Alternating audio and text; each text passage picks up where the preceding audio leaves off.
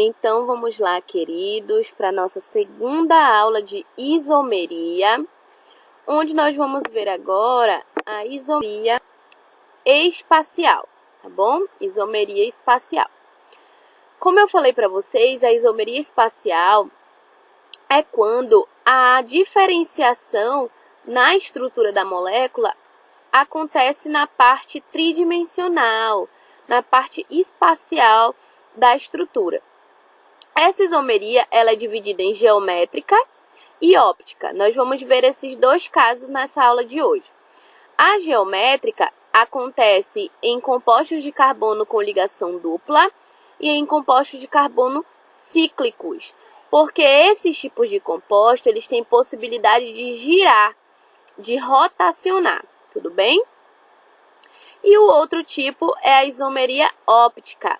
Esse tipo de isomeria depende de algo chamado de carbono assimétrico ou carbono quiral, que nós também vamos ver ao decorrer da aula.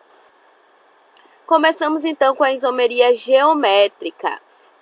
A isomeria geométrica cis e trans, tá? É o primeiro tipo de isomeria que nós vamos ver da geométrica, porque nós temos dois casos dessa geométrica, tá bom? Então, o primeiro caso é quando o composto ele possui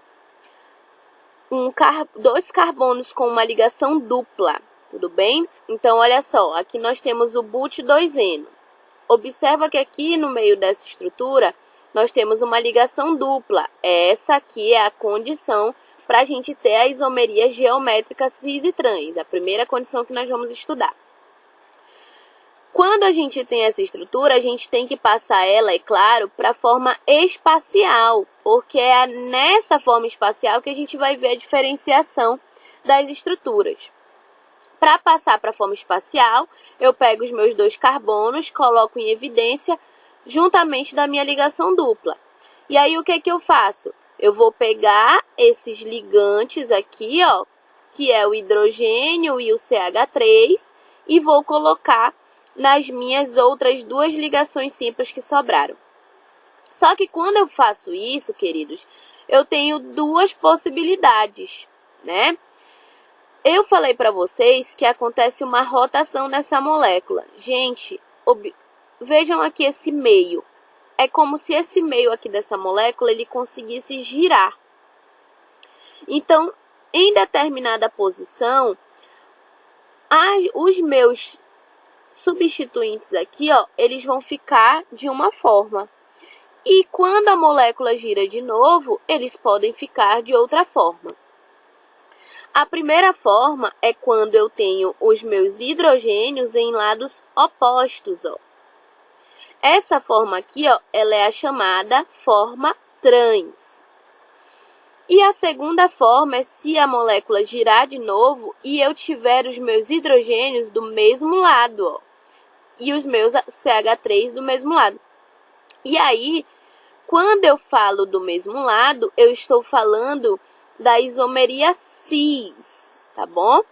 Por isso que a isomeria geométrica também é chamada de isomeria cis e trans, porque quando eu tiver hidrogênios de lados opostos, eu vou ter o trans, e quando eu tiver hidrogênios de lados iguais, eu vou ter o cis. Queridos, a gente costuma colocar esse nomezinho, quando a gente está falando de isomeria, na frente do nome da estrutura. Então, quando a gente coloca trans-but2eno, a gente já sabe que os dois hidrogênios estão opostos. Quando a gente coloca cis-but2eno, a gente sabe que estão do mesmo lado. Tá, professora, mas e aí? O que acontece com essa diferença? Essa diferença faz com que as características dessas moléculas aqui, elas mudem. Não somente a visualização delas espacialmente, como também algumas propriedades, que nós vamos ver daqui a pouco. Então, olha só. Qual é a condição para acontecer a isomeria cis e trans em carbonos com ligação dupla? É o seguinte, nós temos que ter dois carbonos, temos que ter a dupla ligação, e os substituintes que sobram tem que ser R1 diferente de R2, olha aqui, ó. Ou seja, os dois substituintes desse lado têm que ser diferentes, e R3 tem que ser diferente de R4, ou seja, os dois substituintes deste lado aqui também precisam ser diferentes. Vamos lá, então, novamente para o nosso but2eno para ver se as condições estão corretas. Olha aqui, ó. Tenho 2 carbonos com dupla ligação, ok. Esse aqui é meu R1 e esse é meu R2. Os dois são diferentes, então, ok. E esse daqui é o meu R4 e esse o meu R3. Os dois também são diferentes, ok. Significa, então, que eu tenho uma isomeria cis e trans através de carbonos com dupla ligação. O trans é quando eu tenho lados opostos do hidrogênio e o cis é quando eu tenho hidrogênio em lados iguais. Agora, olha só essa questão aqui, pessoal, esse exemplo. Eu tenho o but1eno. Eu tenho aqui, ó, 2 carbonos que têm dupla ligação. Opa, então eu abro aqui esse carbono.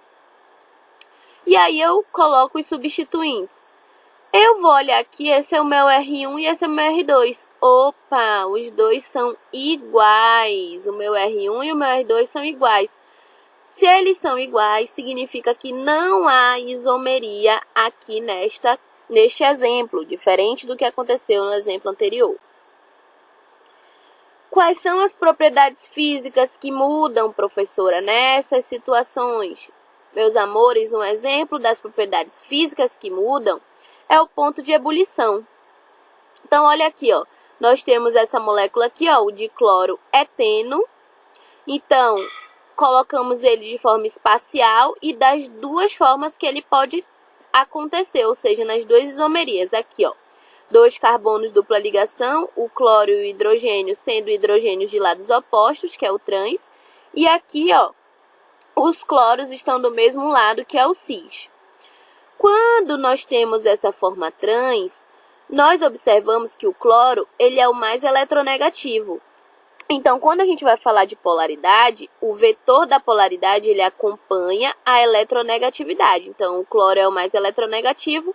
O meu vetor de polaridade ele está aqui, ó, acompanhando aqui o cloro. E aqui o meu vetor no outro cloro, que é o outro mais eletronegativo. Então, vocês observam que nesse caso, ó, não cria-se nenhum outro vetor, porque é como se esses dois vetores aqui eles se anulassem, porque eles estão em lados opostos, ó. Um está para cima e o outro está aqui para baixo. E aí a gente cria então que é um equilíbrio, né? O Mi então é igual a 0. Agora nesse caso aqui, gente, os meus cloros eles estão do mesmo lado, porque a isomeria é cis. Então olha aqui, ó, o meu vetor de polaridade, os dois estão na mesma direção. Quando isso acontece, cria-se um vetor Mi, ó. E esse vetor Mi é maior do que 0. Então, não anula isso aqui. Isso aqui cria uma polaridade. Observe, então, que essa propriedade aqui está diferente dessa. Então, nessa aqui eu criei um vetor Mi. Esse vetor possibilita o aumento da polaridade, ou seja, cria uma polaridade na molécula. Quando eu tenho uma molécula mais polar, eu tenho um ponto de ebulição maior. Então, uma das propriedades físicas que diferenciam das moléculas de isomeria cis e trans é o ponto de ebulição. Nas moléculas de isomeria cis, o meu ponto de ebulição vai ser menor do que nas moléculas vai ser maior nas cis do que nas trans, tá bom? Então, é preciso vocês saberem bem isso, vai cair nas questões? Provavelmente, por enquanto, não, tá, meus amores? Mas é só para vocês terem a noção das diferenças também de propriedades nesse caso. E o segundo caso de isomeria cis e trans é quando a gente tem, pessoal, um ciclo. Então, eu tenho aqui, ó, uma cadeia cíclica. E nessa cadeia cíclica sobram ramificações aqui, ó, para baixo. 4 ramificações para baixo, onde o meu R1 e o meu R2 também tem que ser diferentes e o meu R3 e o meu R4 também. Então, olha aqui, ó. Temos uma cadeia de 1,2 de cloro ciclobutano. Aqui eu tenho o meu quadradinho. Aqui eu tenho os 4 componentes que eu vou analisar. Hidrogênio e cloro, R1 e R2, são diferentes, ok? Então, a primeira condição. R3 e R4, hidrogênio e cloro, novamente diferentes, ok? Minha segunda condição. Isso significa que essa molécula sofre isomeria. Nós já sabemos que na isomeria cis, esses dois estão para o mesmo lado. Logo, o cloro também vai estar para o mesmo lado. Então, olha aqui, ó. No cis, os cloros estão para o mesmo lado. Professora, que desenho diferente. Meus amores, isso aqui é uma molécula cíclica em estrutura espacial. Esse desenho aqui totalmente pretinho, ó, é o desenho que quer mostrar que esses cloros aqui, eles estão para fora. Então, é como se esses dois cloros estivessem saindo do nosso computador, tá bom? Estão do mesmo lado. E aqui no trans, ó, gente, eu tenho um cloro aqui todo preenchido e um cloro numa estrutura de tracinhos aqui, ó, numa ligação de tracinhos. Queridos, como eu falei, essa ligação aqui toda pretinha, toda preenchida, é como se o cloro ele estivesse saindo da nossa tela de computador. E quando eu tenho esse traçadinho, significa que o meu cloro ele está para trás da nossa tela de computador. Tudo bem? Então, aqui os cloros não estão do mesmo lado. Então, a isomeria é trans.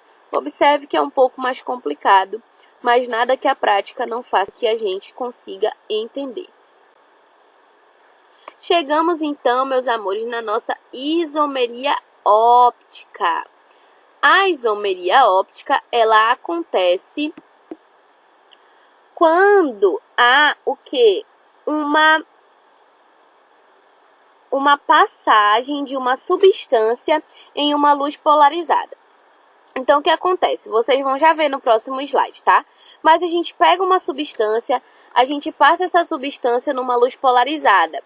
E a gente percebe que essa substância, ela vai se inclinar para a esquerda ou para a direita.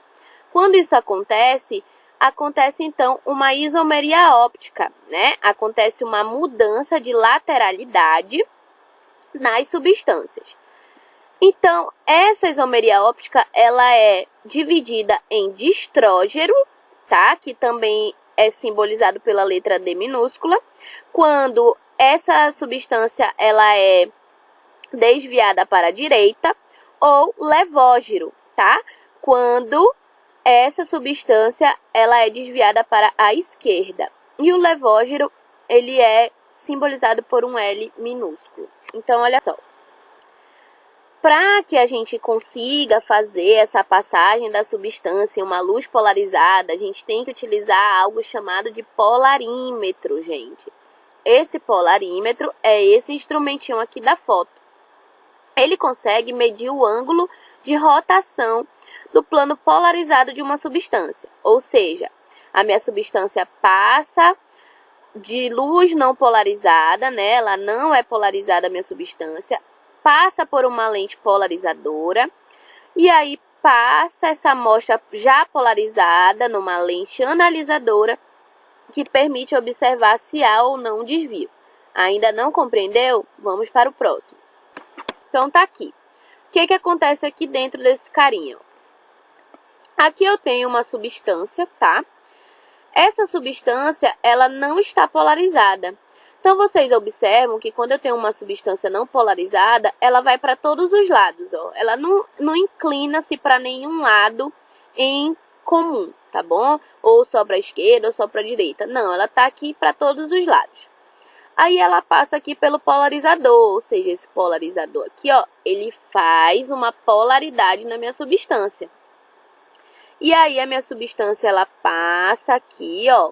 Se ela tiver realmente a isomeria, essa substância, ela vai ou inclinar para a esquerda, ou ela vai inclinar pela direita.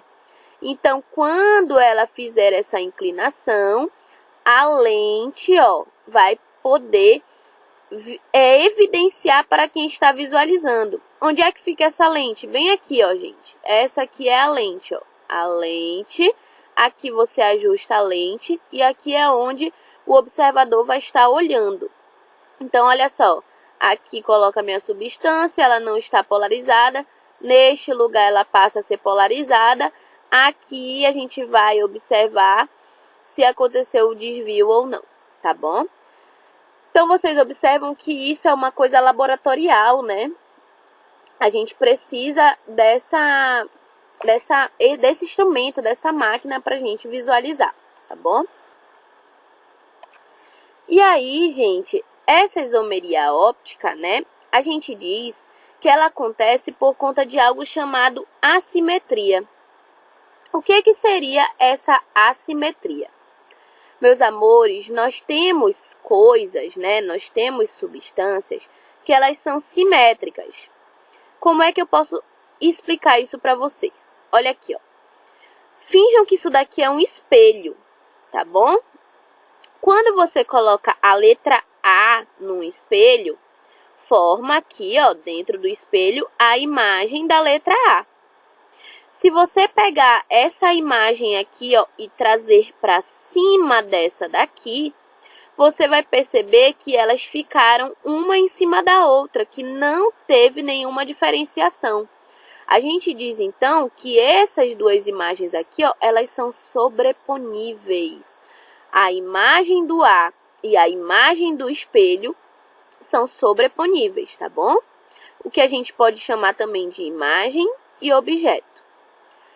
Quando isso acontece, a gente diz, então, que as moléculas são simétricas. Agora, olha só o R, ó. Quando eu coloco o R na frente do espelho, olha como é a imagem que é formada desse R. É como se fosse uma imagem contrária. E aí, quando eu pego esse R e coloco aqui em cima desse outro, eles não estarão para o mesmo lado. Eles estarão conflitando, olha aqui, ó. Então, a gente diz que essas duas imagens aqui, ó, a imagem real e a imagem do objeto, não são sobreponíveis. Quando as imagens não são sobreponíveis, acontece, então, a especularidade, tá bom? Então, a gente diz que as imagens não são especulares, tá bom? Vamos trazer, então, aqui, ó, para a parte da química. Olha só, eu tenho um carbono aqui, ó, com 4 ligações. Coloco esse carbono na frente do espelho. Quando eu pego essa molécula aqui, ó, e coloco em cima da outra, essa cadeia aqui, ó, CH3CH2, vai ficar em cima do hidrogênio. E esta aqui em cima deste hidrogênio. Ou seja, as imagens aqui são assimétricas. A imagem e o objeto, eles não ficam se sobrepondo igualmente, tá bom? Quando isso acontece, a gente diz que tem, então, uma isomeria óptica. Professora, mas eu não vou conseguir ficar olhando essas moléculas, tentando imaginar um espelho, vendo quem se sobrepõe e quem não se sobrepõe. Por isso mesmo, queridos, nós temos, então, que olhar se o carbono dessa molécula é um carbono chamado de assimétrico ou quiral. Queridos, o que é o carbono assimétrico ou quiral? É um carbono que ele tem 4 ligantes completamente distintos. Vocês observam que aqui na imagem, ó, nós colocamos um triângulo, um quadrado, um X e um círculo. Ou seja, 4 substituintes completamente diferentes. Vamos olhar aqui, ó. Essa estrutura aqui, ó, butan 2-ol. Esse carbono aqui, ó, ele está ligado a um OH, ele está ligado a um hidrogênio, um CH3 e um CH2CH3. Ou seja, olha aqui, ó, todos os substituintes dele são diferentes. Então, aqui eu tenho um carbono quiral. Se eu tenho um carbono quiral, eu tenho uma isomeria óptica. Então, o principal objetivo para a gente, nesse caso, é procurar os carbonos quirais, tá, gente? O que a gente tem que saber, então, nessa parte aqui dessa isomeria óptica? Que a gente vai olhar para uma estrutura, a gente vai ver se tem um carbono quiral. Se tiver um carbono quiral, significa que as imagens não são sobreponíveis. E isso significa que eu tenho uma isomeria óptica. Lá na isomeria geométrica, eu tinha o cis e o trans. Aqui na isomeria óptica, meus amores, eu tenho o destrógero e o levógero. O destrógero é aquele da imagem aqui, ó, comum. E o levógero é aquele da imagem do espelho. Esse destrógero e esse levógero também é chamado de enantiômero ou enantiomorfos ou ainda antípodas ópticos. Professora, eu não estou conseguindo entender muito isso. Eu estou começando a me complicar. Pessoal, tenham calma. Nesse primeiro ponto do ensino médio de vocês, para o Enem, vocês não vão precisar saber quem é o destrógero, quem é o levógero. Vocês precisam saber que eles existem e que dão nome a essa isomeria óptica. Vocês precisam saber que existe esse nome, mas vocês ainda não precisam saber identificar. Então, o que eu preciso saber identificar, professora, aqui na isomeria óptica? Você precisa saber identificar se uma molécula tem o carbono quiral, tá? Lembrando que o carbono quiral é aquele carbono que tem 4 estruturas ligadas a ele diferentes. Então, às vezes, o vestibular, os exercícios, eles vão te dar uma estrutura, como aqui, ó. E ele vai pedir de você para você ver se existe um carbono quiral nessa estrutura. E o carbono quiral, a gente marca ele, pessoal, para identificar ele com um asterisco. Então, olha só, se a gente olhar para esse carbono aqui, tá? Vou dar 2 exemplos.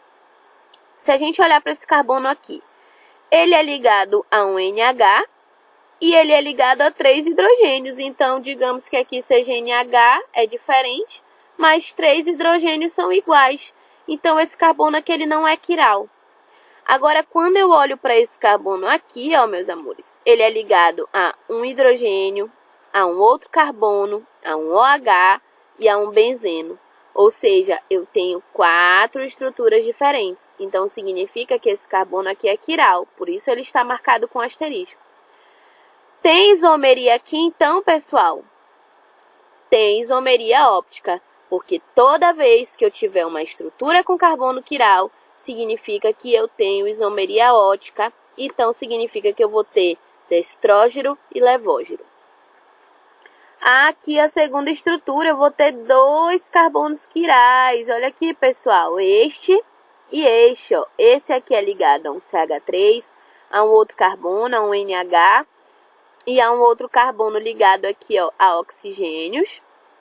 Este aqui é ligado a um NH2, a um hidrogênio, a uma carbonila e a um carbono aqui comum, ó. Ou seja, eu tenho 2 carbonos assimétricos marcados aqui, ó, pelo asterisco. Então, eu vou ter 2 tipos de isomeria óptica, ó. Então, esse aqui vai ter 2 levógeros e 2 destrógeros, tá bom? E aí, pessoal, a partir do momento que eu consigo identificar o carbono quiral, eu vou conseguir dizer se uma cadeia, ela tem isomeria óptica ou ela não tem. Isso é outra coisa que cai no vestibular, é outro tipo de questionamento.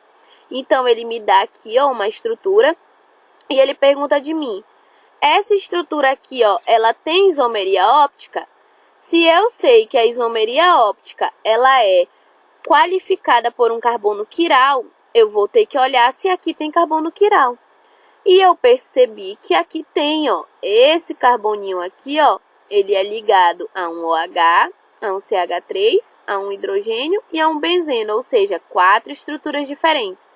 Se eu tenho carbono quiral, significa que esta minha estrutura orgânica passa por isomeria óptica. E significa que aqui eu tenho um destrógero e um levógero. Agora aqui, ó, meus amores, os carbonos que tem aqui, vamos ver? Esse carbono aqui, ó, ele é ligado a um CH3, a um O e a um outro aqui, ó, também idêntico a um outro CH, tá? Então, eu não posso dizer que este carbono é quiral. Se eu não tenho nenhum carbono quiral aqui, os meus carbonos de benzeno também nunca vão ser quirais, tá, gente? Porque os benzenos, eles são ligados a 2 hidrogênios. Então, aqui eles também nunca vão ser quirais. Significa, então, que aqui não tem atividade óptica. Não entendi. Olha aqui, gente, esse carbono, ele faz 4 ligações, não é verdade? Uma ligação aqui, ó, tá CH2, uma ligação CH3 e 2 ligadas a um oxigênio. Não tem 4 substituintes. Então, ele não é quiral. Este carbono aqui, ó, tá ligado a 3 hidrogênios, 3 estruturas iguais, então não é quiral. E os outros carbonos que eu tenho é aqui no meu benzeno, que eu já falei para vocês que nunca vão ser quirais, porque estão ligados a 2 hidrogênios, tá bom? O que acontece, então, esta estrutura não possui carbono quiral, então não possui isomeria ótica. Gente, assunto um pouco mais complicado, não é verdade? Isomeria plana foi bem tranquilo, isomeria óptica um pouco mais difícil, mas leiam o capítulo de vocês, tentem fazer os exercícios. Se houver dúvidas, falem comigo que eu estarei à disposição.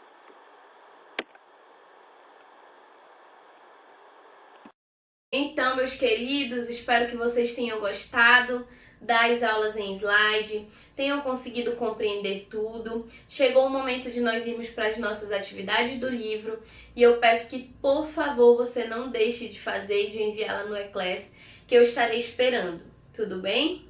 Um forte abraço para vocês, fiquem com Deus e até a semana que vem.